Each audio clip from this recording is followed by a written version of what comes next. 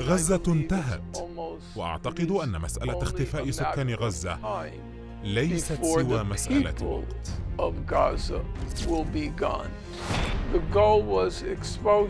كان الهدف هو التهجير، أما الوسيلة فكانت الإبادة. لا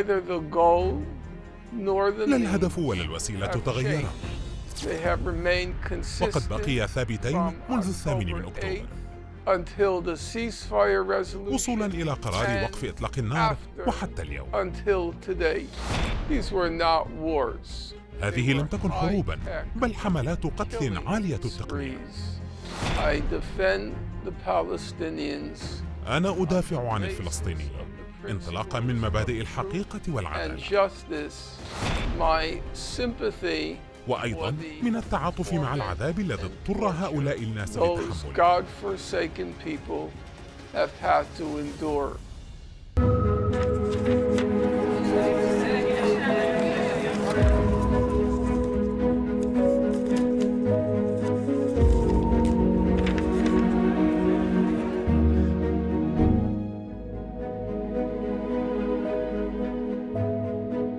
لم يعد يخفى بأن هذا العالم يتشكل بقانون القوة لا قوة القانون، وأن القوي لا يخضع للمساءلة ويفلت من العقاب، والشواهد كثيرة. وبسبب هذه القاعدة الظالمة يصبح الضعيف هو المظلوم وإن ألبس ثوب الظالم، فتتعالى الأصوات كي تطبق القوانين عليه، كأنها لم تصغ إلا لتنفذ عليه، وكأن العدالة من نصيب القوي فقط. لكن بالرغم من قتامة الصورة تبقى هناك الحقيقة التي لا تقاس بميزان القوة، والحقيقة التي لا تموت حتى لو حملت على آلاف النعوش، ويبقى هناك من يعمل من أجلها حتى لو دفع أثمانا بسبب وفائه لها. من هؤلاء الذين رفعوا صوتهم عاليا لنصرة المظلوم بروفيسور نورمان فينكلستين، الذي اختار لنفسه أن يكون في أكثر المناطق إزعاجاً من منطقة الحقيقة، المحاصرة بالسرديات الكاذبة التي سادت لعقود كأنها الصحيح المطلق، وكأنه لا يجوز نقدها ولا كشف حقيقتها لأنها في مكانة المقدس. بروفيسور فينكلستين اليهودي يقف إلى جانب الحق الفلسطيني ليس بالعاطفة فقط، إنما بالقوانين والتوثيق، ويرفض استغلال الذاكرة التاريخية كالمحرقة لاتخاذها سلاحاً سياسياً وتسويغاً لانتهاكات حقوق الإنسان، منطلقاً من تجربة خاصة وهي أن والديه من الناجين من المحرقة، فأدرك ما معنى اضطهاد الإنسان، ويرفض قطعاً أن يمارس من وقع عليه الظلم في الماضي ظلماً جديداً في الحاضر. أهلاً بكم في 50 دقيقة.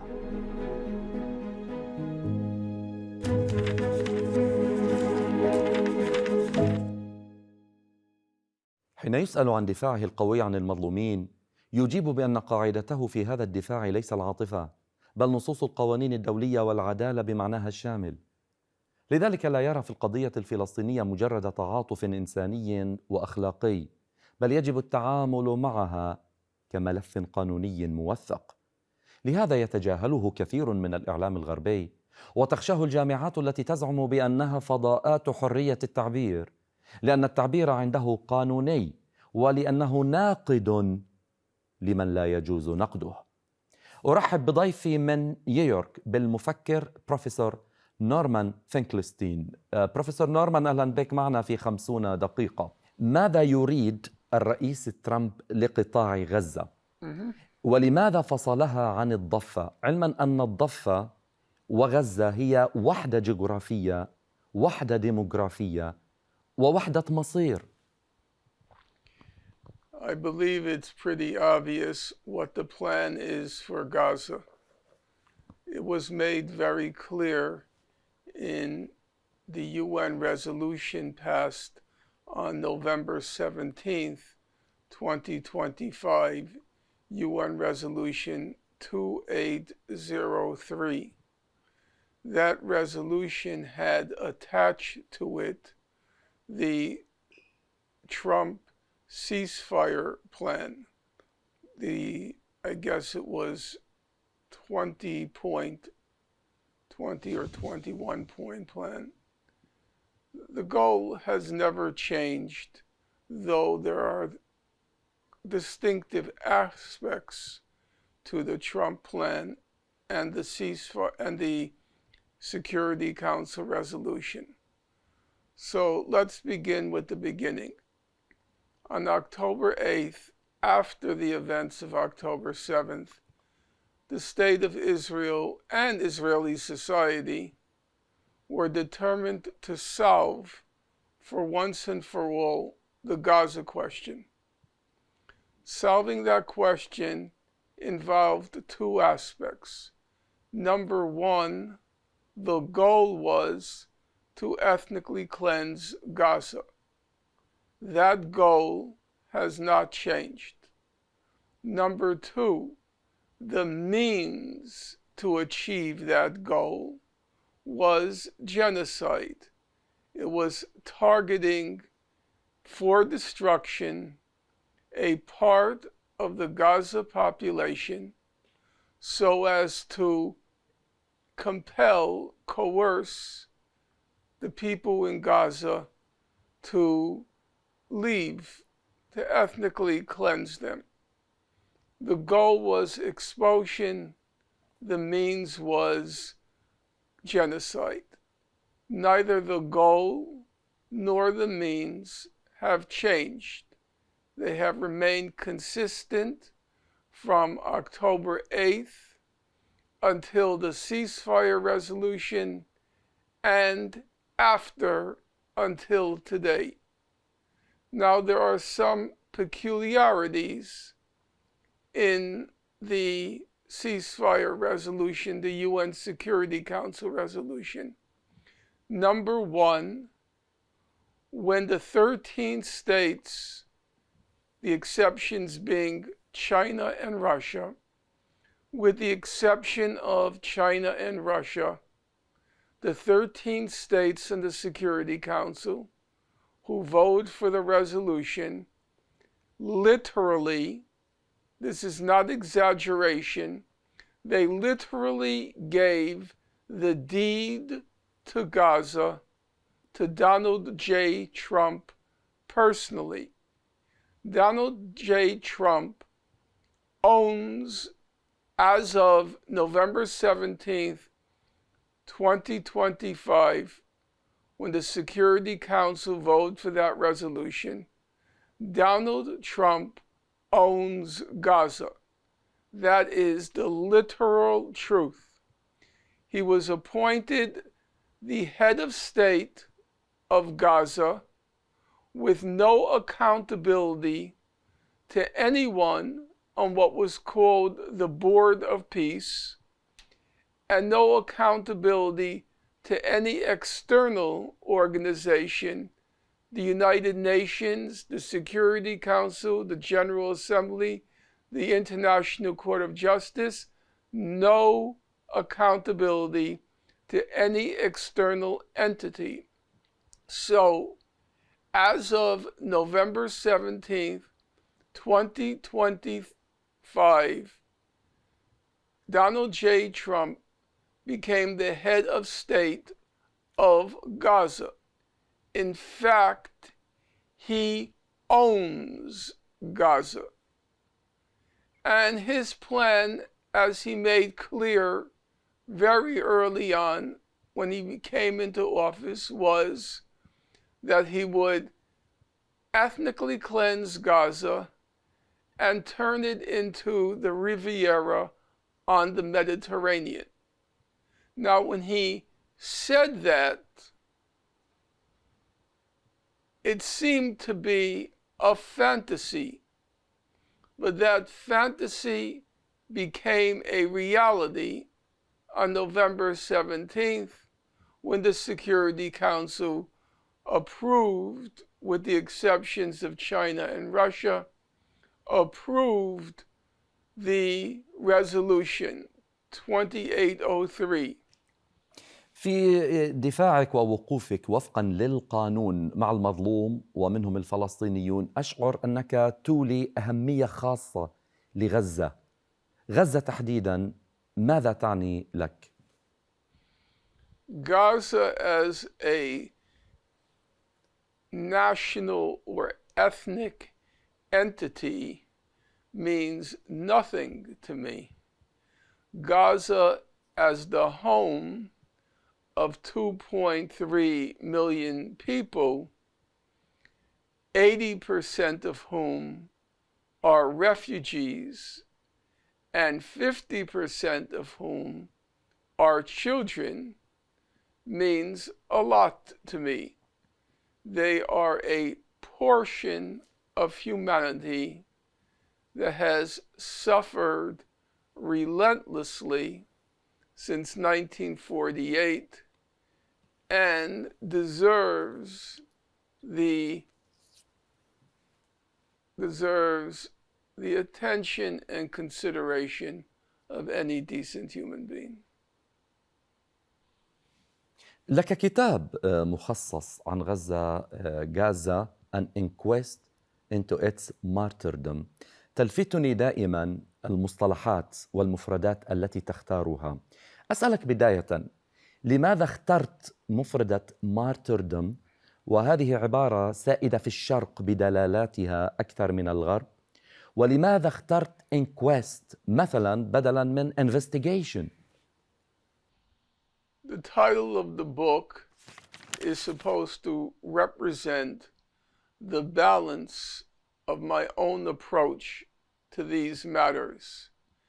An inquest represents a scientific, objective approach to the subject matter. It's as if a court of law or a post-mortem.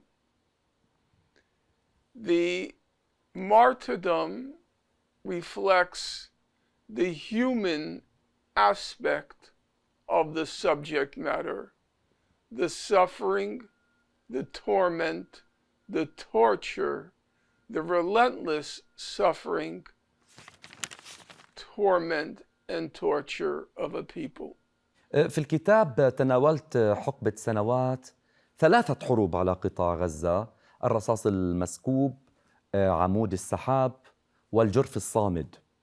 هذه الحروب ماذا وثقت فيها للقارئ لمن يقرأ يعني هذا الكتاب؟ Well, the first thing I documented is they were not wars. Operation Cast Lead, Operation in 2008-9, Operation Pillar of Defense in 2012, Operation Protective Edge in July-August 2014. These were not wars. They were high-tech killing sprees that targeted the civilian population and the civilian infrastructure.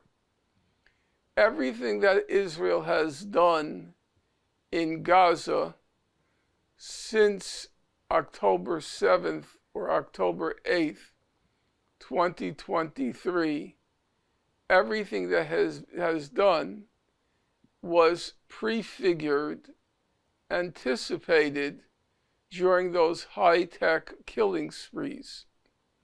But there was one very critical difference. Israel used to call these high-tech killing sprees, Israel called them mowing the lawn. But after October 7th, Israel resolved it would no longer mow the lawn. It would pull out every blade of grass in Gaza, those 2.3 million blades of grass, half of whom were children. It would pull out each blade of grass by its roots and lay Gaza bare.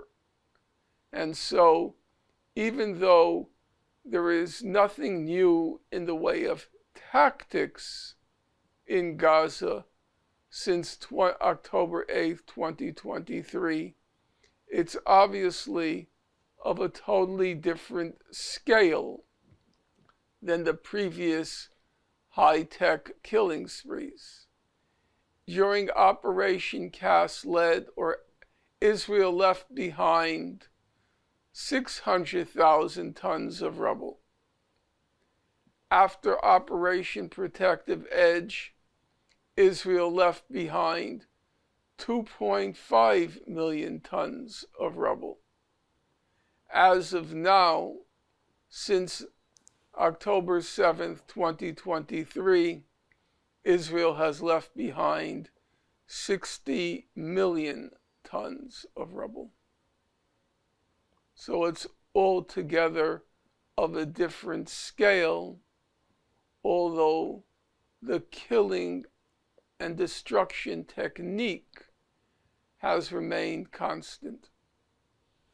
طب تقول بأنه دفاعك عن الفلسطينيين ليس بالعاطفة، هو دفاع اعتمادا على القوانين الدولية، وإن كان طبعا القانون يقوي العاطفة. هذه القوانين الدولية، لماذا إذا تعلق الأمر بإسرائيل فهذه القوانين تصاب بالشلل؟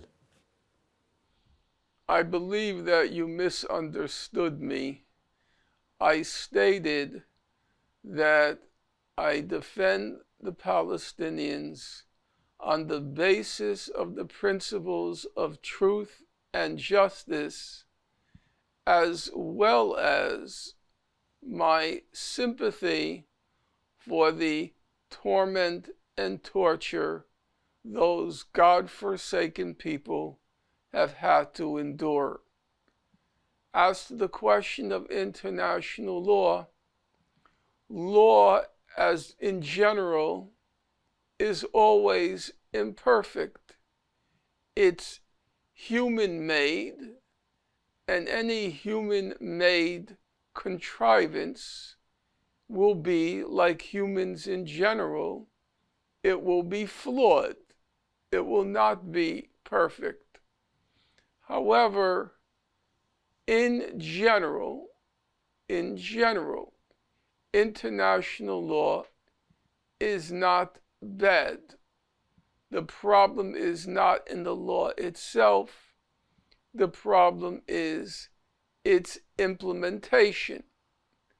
And in general, it's implemented when you have power, and it's ignored when you don't have power. The people of Palestine have no power whatsoever, and they are in conflict with two among the most powerful entities in the world, namely the United States, which is the most powerful entity, and its regional ally, Israel, which is the most powerful entity in that region. So when you have utter powerlessness on one side and phenomenal power on the other side, it can't come as a surprise that the law will be ignored.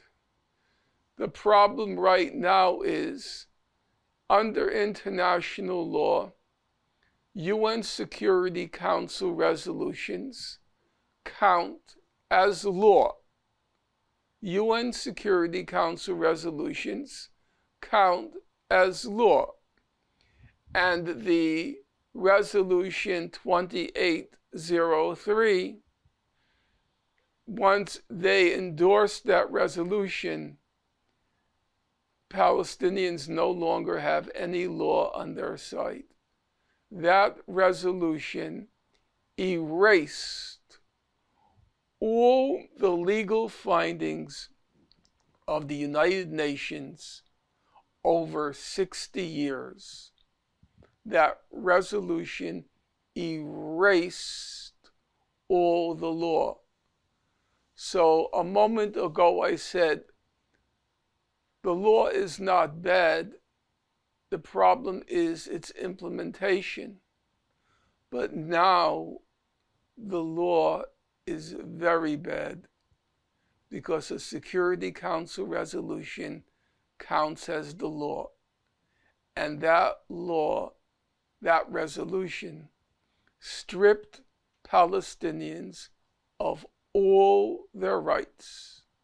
Literally, it stripped Palestinians of all their rights under international law.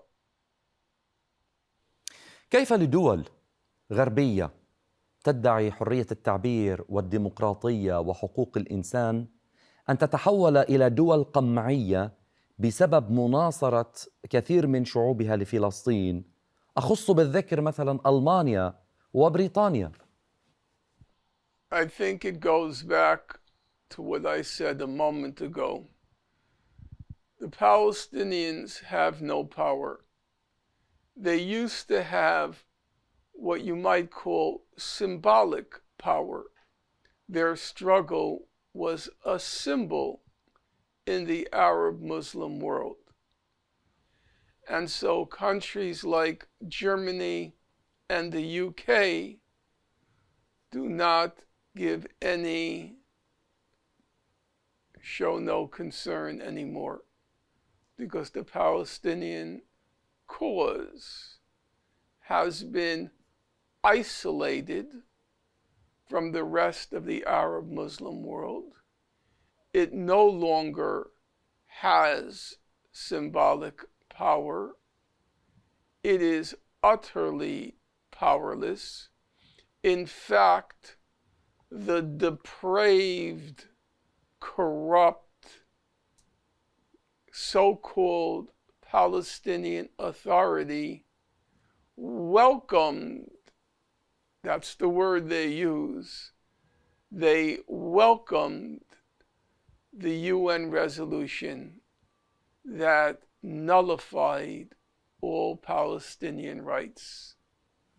So the Palestinian cause is now so isolated that countries like Germany and Great Britain don't have to factor in Palestine or Palestinian rights when they make their political decisions. It's also true to say that in Germany in particular, but also the UK, all dissent against the criminal policies of the State of Israel and the United States, all dissent against those policies has been criminalized. It's very difficult in the UK or in Germany to utter any dissent from Israel's criminal genocide in Gaza. طيب بروفيسور نورمان، يعني ماذا بقي للفلسطينيين إذن؟ وهل السلطة الفلسطينية جزء من مشروع تصفية القضية الفلسطينية؟ I, of course, could be wrong. I don't claim to have prophetic or mystical powers, but it is my opinion that Gaza is gone.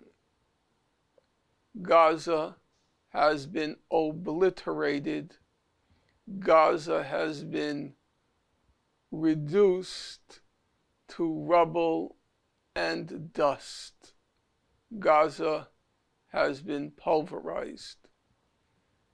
Gaza is gone, and I believe it is only a matter of time before the people of Gaza will be gone, because there's nothing to return to. And Israel will never allow Gaza to be reconstructed. That is simply an absurd belief. Israel devoted more than 2 full years of relentless bombing and artillery shelling to render Gaza unlivable. That was its goal, to make Gaza unlivable so the people, and Israel was very frank about this. It said over and over again, we are going to give the people of Gaza 2 choices: to stay and die or to leave. And now those 2 choices are very stark. There will be no reconstruction in Gaza. Humanitarian assistance will be kept at the barest minimum to force the people to leave.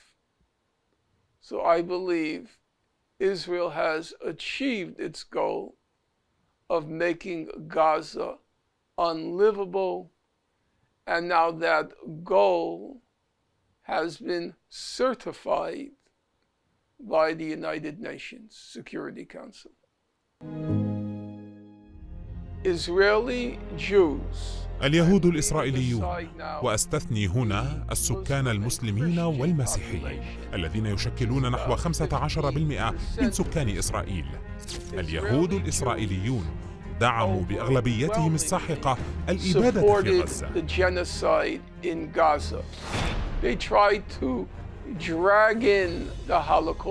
حاولوا جر الهولوكوست لتبرير الإبادة، لكن ذلك لم ينجح. لديه ازدراء تام لأوروبا، لأن أوروبا تعتمد على الولايات المتحدة بشكل كبير. عندما اتجه ترامب إلى الصين تعامل بتواضع شديد. عندما كان يتجاهلك الإعلام الغربي، الجامعات تمنع محاضراتك، هذا في نظري جعل منك مشهوراً أكثر، جعل العالم يبحث عن بروفيسور نورمان فينكلستين أكثر، خاصة في السنتين الأخيرتين.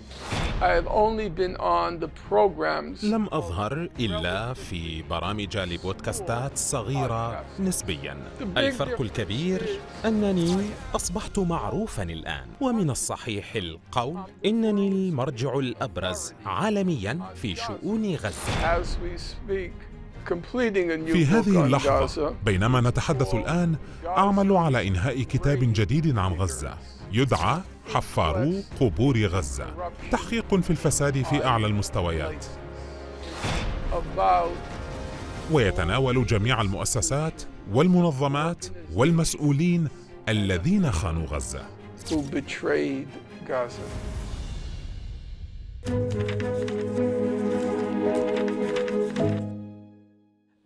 بروفيسور نورمان، إسرائيل الآن تضخ مئات ملايين الدولارات لإعادة تحسين صورتها في العالم. في اعتقادك مع ثورة الشباب ووعي الشباب المناصر لفلسطين، قد تعيد إسرائيل روايتها وتحسن صورتها، أم الآن صعب خاصة مع الجيل الجديد؟ Let's start from the beginning. Israel is a lunatic state. But it's not just a lunatic state. It's also a lunatic society. Israeli Jews, I am leaving aside now the Muslim and Christian population, which is about 15% of Israel. Israeli Jews overwhelmingly supported the genocide in Gaza. Unlike the Germans, they can't even pretend that they didn't know what was going on. The Germans liked to say after the war, we didn't know Well, in fact, they did know. They knew enough, but at least they had the alibi of saying we didn't know, because the extermination of the Jews occurred behind walls. Israel's extermination of the Palestinians occurred in broad daylight. It was broadcast all around the world in real time, and it enjoyed the support, as one public opinion poll after another demonstrated. It enjoyed the support of the overwhelming mass of the Israeli Jewish population. Number two, for those who are not in the midst of Israel's lunacy, it's now become impossible to ignore that Israel is a lunatic state. For Jews, it's a huge embarrassment. 40% of American Jews, according to a recent poll, 40% of American Jews acknowledged that Israel was committing genocide in Gaza. That's an extraordinary figure. American Jews are propagandized from a very early age to support Israel. American Jews have a kind of reflexive identity with the state of Israel because it calls itself the state of the Jewish people. But despite the propaganda and despite the sense of commonality with the state of the Jewish people, nearly half of American Jews acknowledged that Israel is committing genocide in Gaza. And there is a third factor, which is that with the younger generation, the Holocaust card no longer works. The Nazi Holocaust occurred 80 years ago. It doesn't have the same impact, the same resonance as it did for Jews and humanity in previous generations. Israel tried, when it launched its genocide, to play the Holocaust card. You will recall at the very beginning, it kept saying this was the biggest massacre of Jews since the Nazi Holocaust. They tried to drag in the Holocaust to justify their genocide. It didn't work.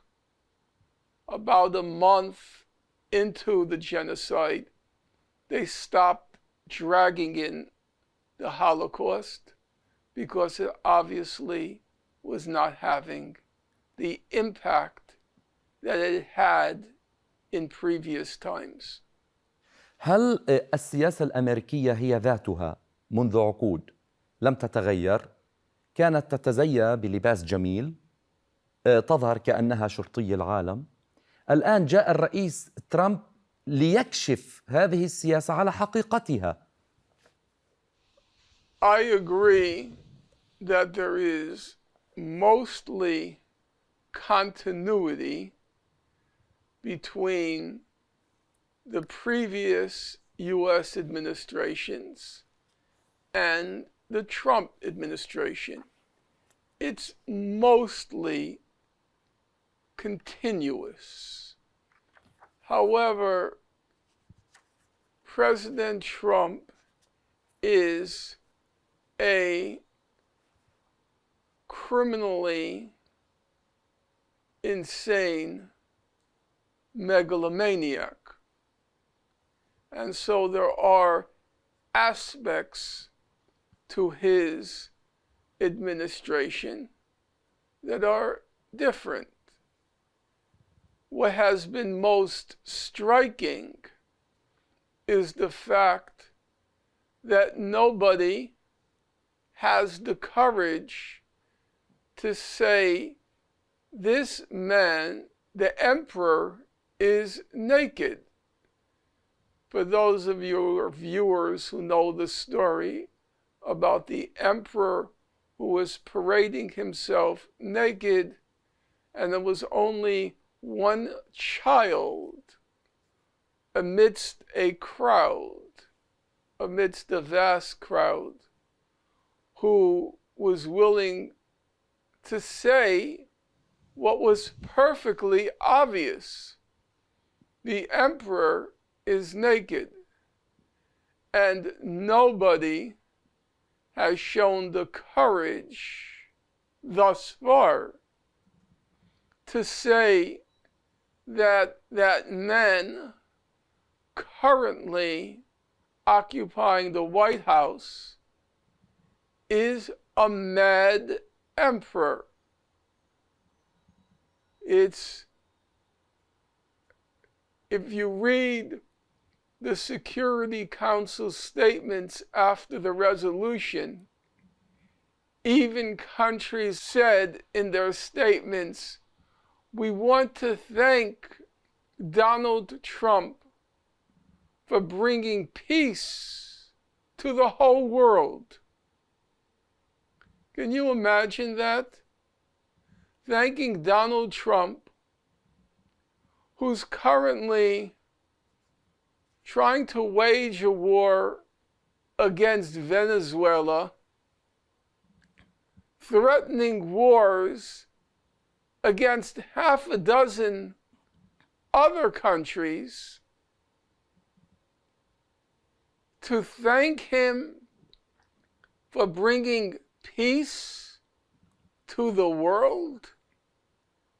It's really quite shocking and depressing how cowardly the world has acquiesced, agreed to the demands of this demented megalomaniac. Very sad. هل سيشن الحرب فعلا؟ يعني سنرى الحرب الأمريكية على فنزويلا قريبا؟ هل سيسيطر على جرينلاند الدنماركية؟ The problem is nobody's stopping him. The hunger increases with each bite. Each day it's announced he's attacking somebody else. Before he even finished his war plans in Venezuela, he's now bombing Nigeria. There's no stopping him. And if there's no stopping him, he will carry on like any other demented megalomaniac. إذن ما مصير الأمم المتحدة في هذه الحالة؟ هل الأمم المتحدة أصبحت مكان تواصل اجتماعي؟ علاقات عامة؟ لا أكثر؟ In my opinion, on November 17th, 2025, the UN turned into a rotting corpse. The UN is dead.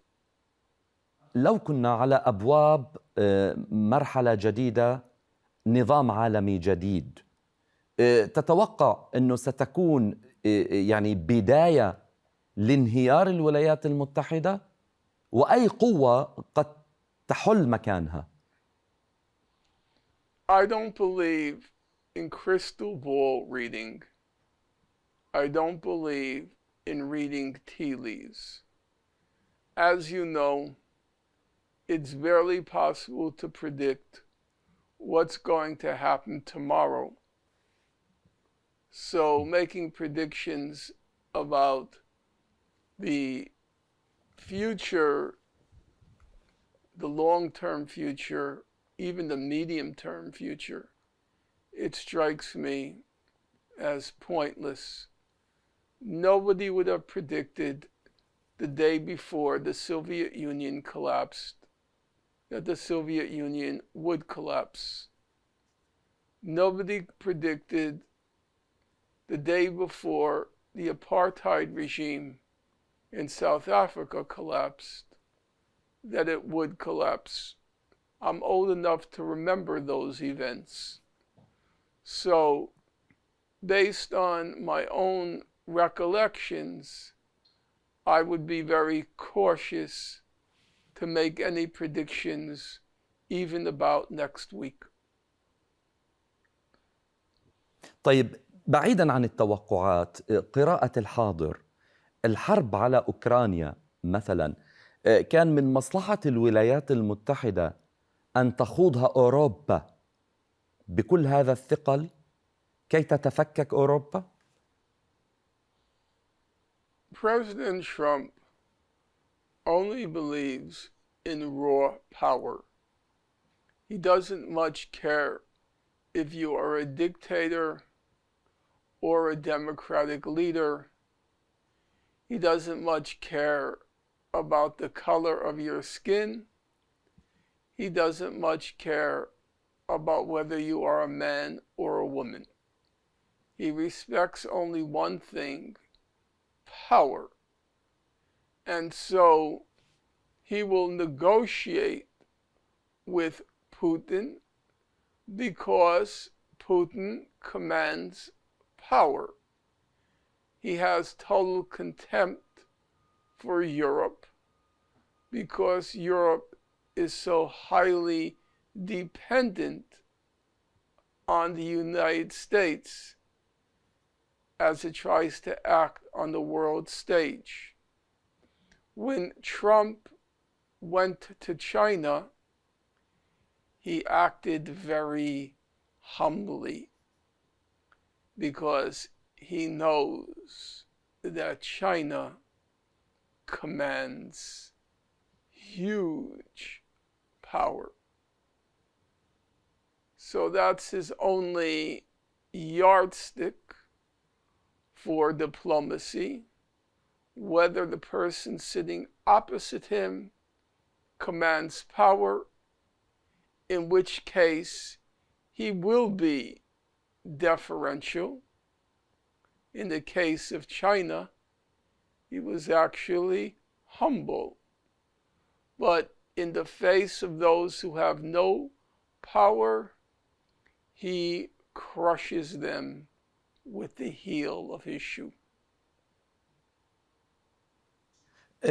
نحن في الدقائق الأخيرة من 50 دقيقة، بس هيك يعني بودي هذا السؤال الشخصي.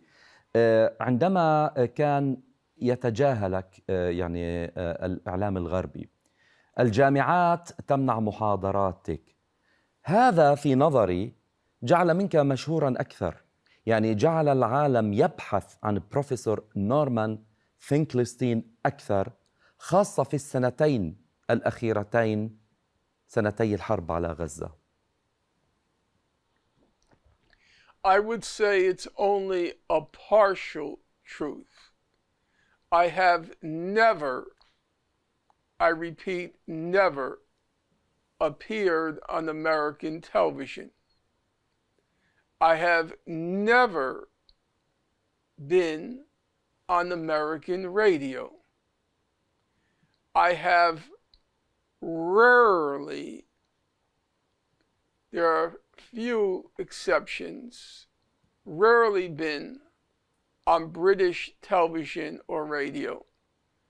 The number of exceptions can fit on the fingers, you can count them on the fingers of one hand. That has not changed at all. That's a constant.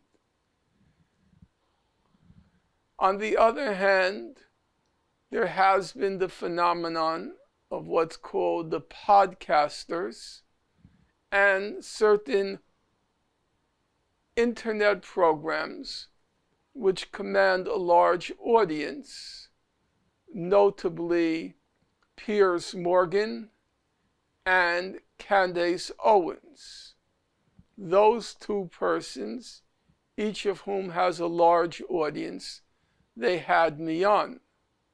But with those two exceptions, even on the internet, I have only been on the programs of relatively small podcasters.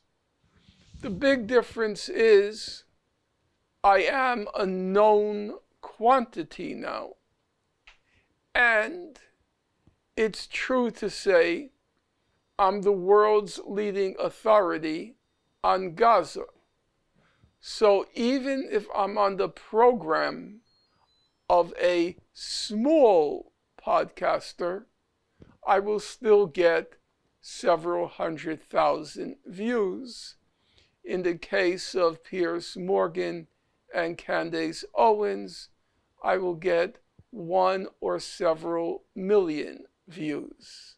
But in general, I am as blacklisted as I ever was. لكن ثق تماما أن المقاطع التي تقتطع من حواراتك تنتشر في العالم العربي بالملايين، يعني ملايين المشاهدات الآن تحصد هذه المقاطع، والكثير من العرب يعرفون نورمان فينكلستين بل ويحبون نورمان فينكلستين. أخيرا، هل تشعر بأنك غيرت في وعي الناس في الغرب، خاصة في جيل الشباب؟